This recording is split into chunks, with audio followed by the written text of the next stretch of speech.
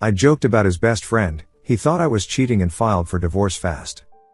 Harry and I have been married for 6 years, together for 9. He's a corporate risk analyst. Basically, companies pay him stupid money to tell them what could go wrong with their deals and investments. I'm a procurement specialist for a pharmaceutical distributor.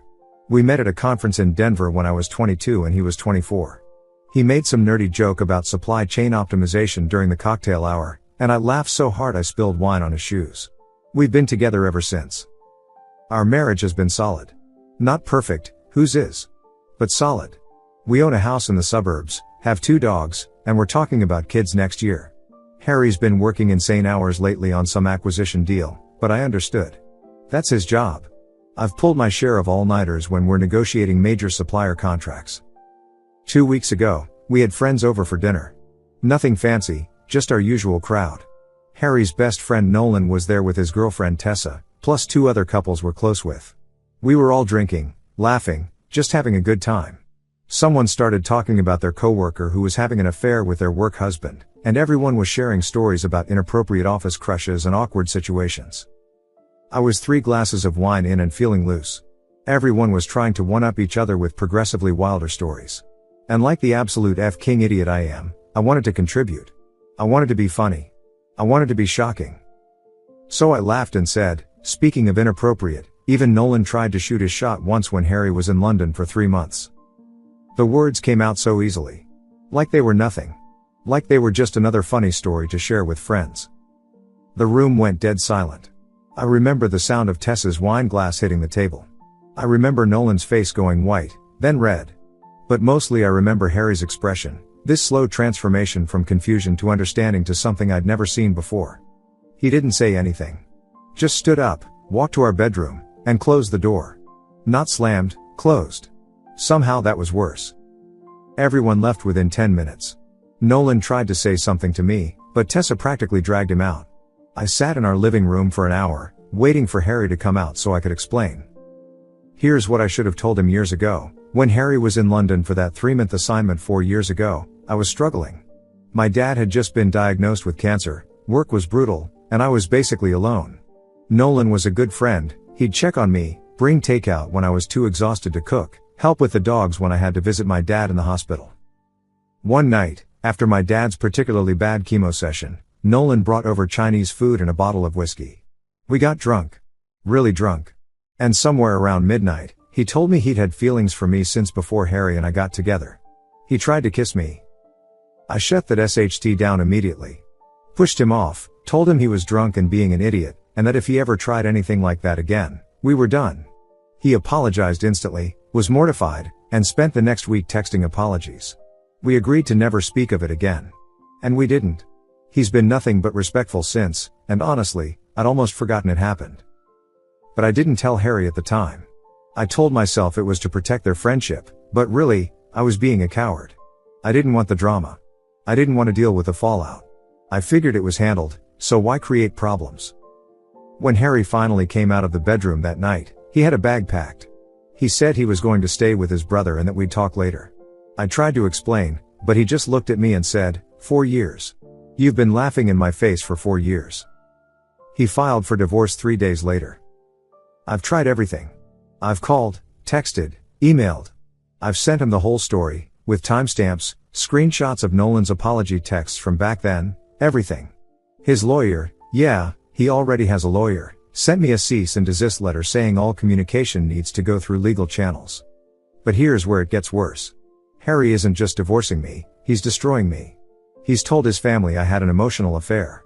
He's documented every single time Nolan and I hung out, usually with Harry's knowledge, but that doesn't seem to matter. Every text we've exchanged, 90% about planning Harry's surprise parties or coordinating gym schedules, every F-king Instagram like as evidence of inappropriate relationship. His sister called me yesterday to say she's disappointed in me. My mother-in-law, who I've spent every Christmas with for 9 years, won't return my calls. Our friend group is splitting, and guess whose side they're taking?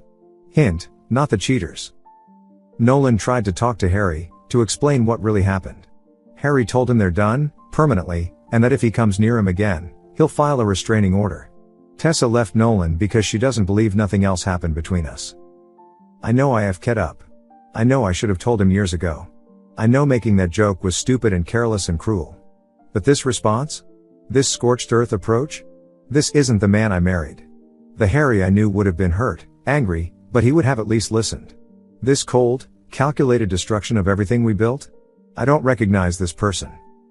I'm staying with my sister now because Harry changed the locks on our house. My lawyer says that's illegal, but his lawyer says I abandoned the property when I didn't return for 3 days. I was at my sister's trying to give him space to cool down. I don't know what to do. I don't know how to fix this. I don't even know if I want to fix this anymore, because the person systematically destroying my life isn't someone I want to be married to. But I also can't accept that one stupid joke, one moment of drunken carelessness, has ended everything. Has anyone been through something like this? How do you make someone listen when they've already decided you're guilty? Update 1, posted 2 weeks later. Update, I'm being served papers tomorrow and losing everything. I thought I knew what rock bottom looked like. I was wrong. Since my last post, Harry has gone full nuclear. Remember how I said he's a risk analyst? Turns out, when someone who assesses worst-case scenarios for a living decides to end you, they're very, very good at it. First, the house. I've been staying with my sister because I wanted to give him space, maybe let him cool down. Big mistake. He filed an emergency motion claiming I abandoned the marital home. His lawyer argued that my voluntary departure and establishment of alternate residence constituted forfeiture of possession rights. My lawyer laughed when he first heard this. He's not laughing anymore. The judge granted Harry temporary exclusive occupancy.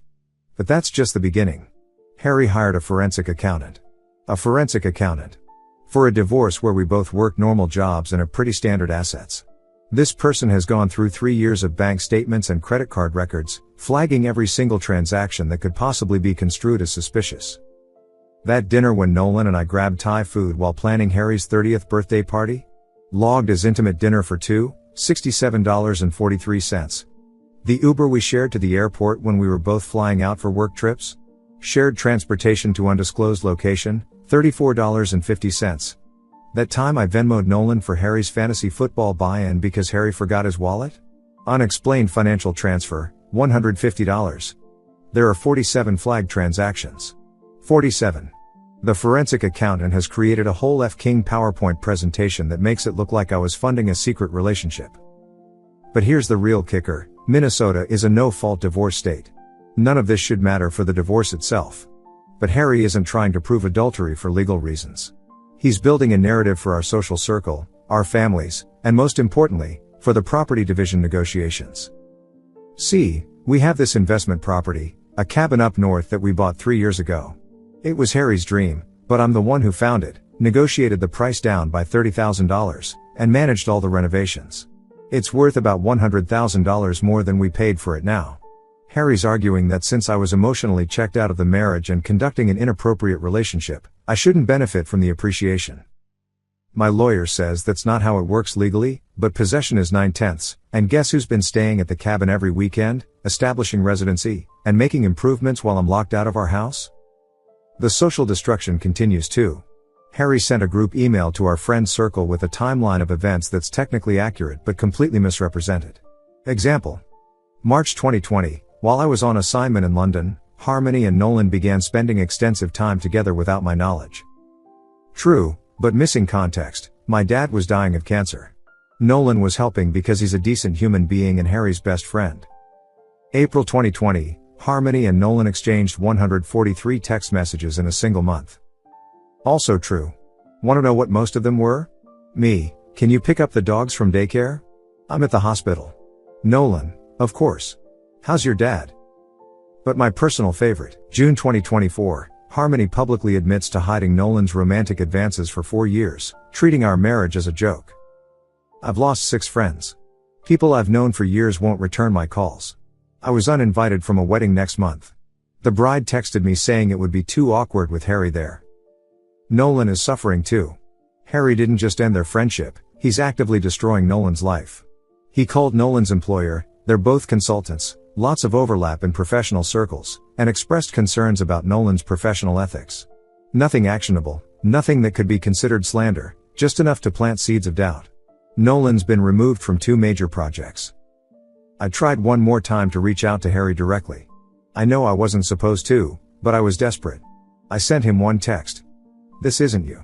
The man I married would never do this. Please, just talk to me. His response came through his lawyer. If I contact him again, they'll pursue a harassment claim. My lawyer keeps telling me to document everything, stay calm, and let the legal process work. But how do you stay calm when someone you loved for 9 years, someone you thought you knew down to your bones, is methodically erasing you from existence? The worst part? I still catch myself defending him in my head. He's hurt, I think. He's processing trauma. But then I remember, this isn't hurt. This is revenge. Cold, calculated, ruthless revenge. I keep replaying that stupid dinner in my head. 3 seconds.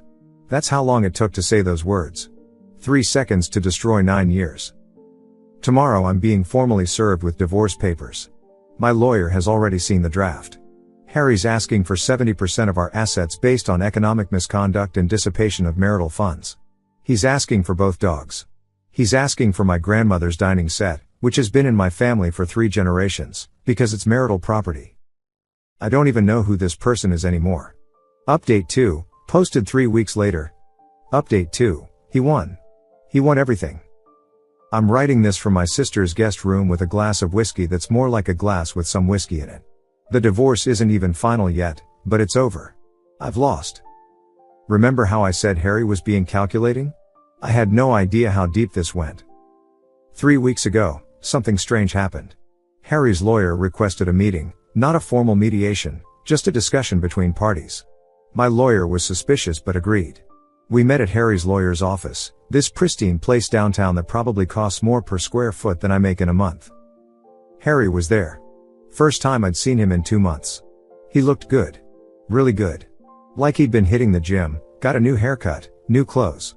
Meanwhile, I looked exactly like someone who'd been sleeping in their sister's guest room and living off wine and spite. His lawyer started talking about reaching an amicable agreement and avoiding prolonged litigation. Then Harry spoke for the first time. I have something you need to see. He pulled out his phone and showed me a video. It was from our security camera, the one in our living room that we installed after a break-in scare 2 years ago. The video was from the night Nolan tried to kiss me 4 years ago. I felt my stomach drop. But we didn't have cameras then, I said. We didn't, Harry agreed. But Nolan did. Turns out, when Nolan was house sitting for us during that London trip, he'd installed a nanny cam. His own F-King surveillance in our house. He claims it was for the dogs, to check on them during the day. But he had footage of that entire night. The whole thing. Here's what the video shows. Nolan and me on the couch, clearly drunk. Me crying about my dad. Nolan moving closer, putting his arm around me. Me leaning into him, just accepting comfort, but on video? It looks like more. Then him trying to kiss me, and me pushing him away. But here's what KLD me. After I pushed him away, there's 5 seconds where I just sit there. 5 seconds before I get up and tell him to leave. In those 5 seconds, you can see me considering it. You can see the moment of what if? Pass across my face. I didn't remember those 5 seconds. But the camera did. This isn't the bad part, Harry said. The bad part was what happened after Nolan left. Me, calling my friend Brooke. The camera caught my end of the conversation. No, I'm not going to tell Harry. Because it would hurt him for no reason. Yeah, Nolan's always had a thing for me. I know, I've always known. No, of course I don't feel that way. But sometimes I wonder what would have happened if I'd met Nolan first. No, I love Harry, that's not what I mean. I just mean life's funny, you know? I wanted to die right there in that conference room. Harry's lawyer laid out their position. They had evidence of an emotional affair, evidence I'd known about Nolan's feelings for years and kept him around anyway, evidence I'd contemplated what life would be like with him. If this went to trial, they'd present all of it. Not for legal reasons, remember, no fault state, but they'd make sure everyone saw it. My family. Our friends. My employer. Apparently there's some morality clause in my contract about conduct reflecting on the company. Or, I could agree to their terms. Walk away with 30% of our assets, no spousal support, no claim on the cabin or the house. Keep my 401k and my car. Sign an NDA about the whole situation. Get on with my life. Why? I asked Harry. Why are you doing this? He looked me straight in the eye. You knew. You've always known how he felt, and you kept him in our life anyway. Every dinner, every game night, every double date, you knew he wanted you, and you liked it. You liked having that backup plan. Well, Congratulations. He's all yours now. I took the deal. What else could I do? The real twist came later. Nolan called me that night, drunk and crying. Harry had sent him the video too, but not just to that night. Apparently, Nolan's little camera had captured other things. Like him going through our bedroom drawers when we weren't home. Him trying on Harry's watches. Him lying on our bed. Nothing sexual, just creepy. Invasive. Disturbing. Harry had known about the camera for 2 years. 2 years. He'd found it during a network security upgrade, traced it back to Nolan, and instead of confronting either of us, he'd saved the footage. He'd been sitting on this nuclear bomb for 2 years, just waiting. Why didn't you say anything? I asked Nolan. I forgot it was there, he sobbed. I swear to God, I forgot about it for months, and when I remembered, I was too embarrassed to get it. Then when you guys upgraded your Wi-Fi, it stopped working anyway. I thought it was dead.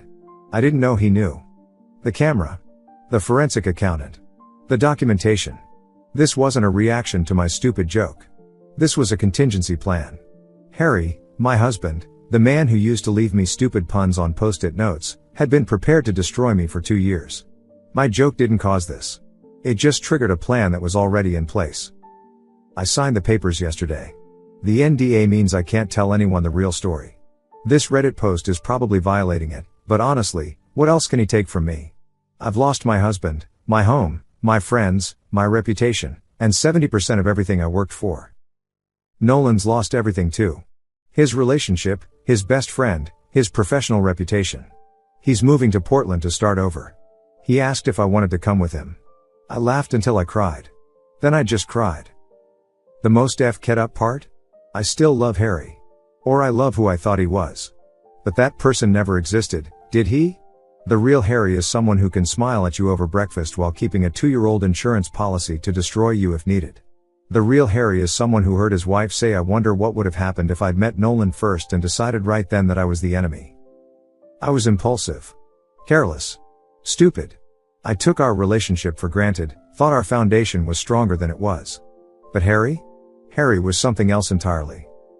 My sister keeps telling me this is a blessing, that I'm free of a manipulative sociopath. My therapist says I'm processing complex trauma. My lawyer just sent me his final bill. I don't know what I am.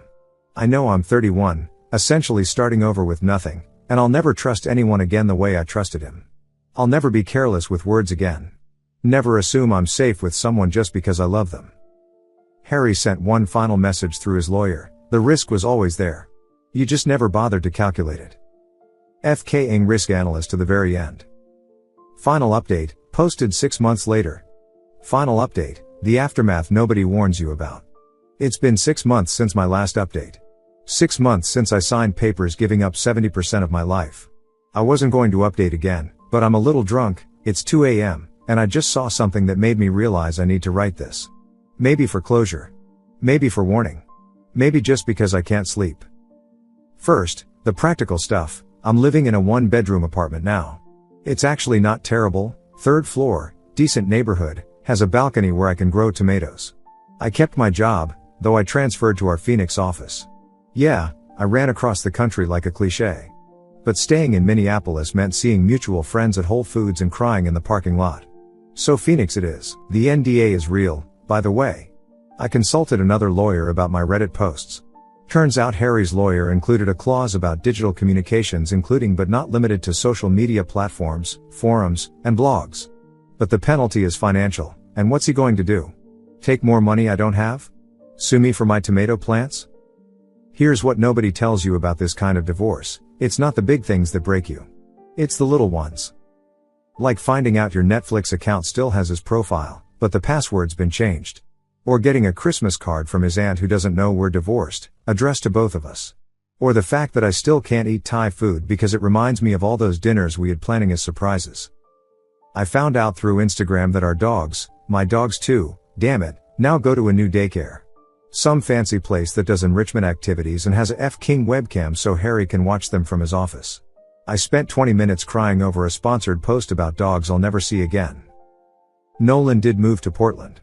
He sent me one email 3 months ago. I'm sorry for everything. I'm in therapy now. I understand if you never want to hear from me again, but I needed you to know that I'm getting help. I didn't reply. What would I even say? Thanks for the hidden camera that ruined my life? Hope Portland's nice?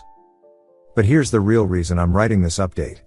2 weeks ago, I ran into Harry's sister at the airport. Not Minneapolis, Dallas, connecting flights. The odds of that are so astronomical that I actually laughed when I saw her. She looked like she wanted to run, but we were both stuck at the same gate for 2 hours. After an awkward 40 minutes, she came and sat next to me. He's different, she said without preamble. Ever since the divorce. He's harder. I didn't know what to say to that. He's dating someone, she continued. This woman from his CrossFit. She's 25, laughs at all his jokes, thinks he walks on water. Mom loves her. That stung more than I expected. But here's the thing, she said, looking at me for the first time. He has her on a schedule. I'm not joking. She has allocated time slots for when she can text him. He reviews her social media posts before she publishes them. He made her sign some kind of relationship agreement about expectations and boundaries. That's insane, I said. It's protected, she corrected. That's what he calls it. He says he's just being protected. Then she told me something that made my blood run cold. He has a file on her. Like an actual file. Her credit score, her past relationships, screenshots of every text she's ever sent him. He showed me once, proud of how thorough he was being. There was a section labeled risk factors with things like sometimes late to dates and close relationship with ex-boyfriend's mother. We sat in silence for a minute before she added, I think about your jokes sometimes. That stupid joke at dinner. And I wonder, would he have eventually found another reason? If not that, would it have been something else? I've thought about that conversation every day since. Was I always living with someone who had one foot out the door and a hand on the detonator?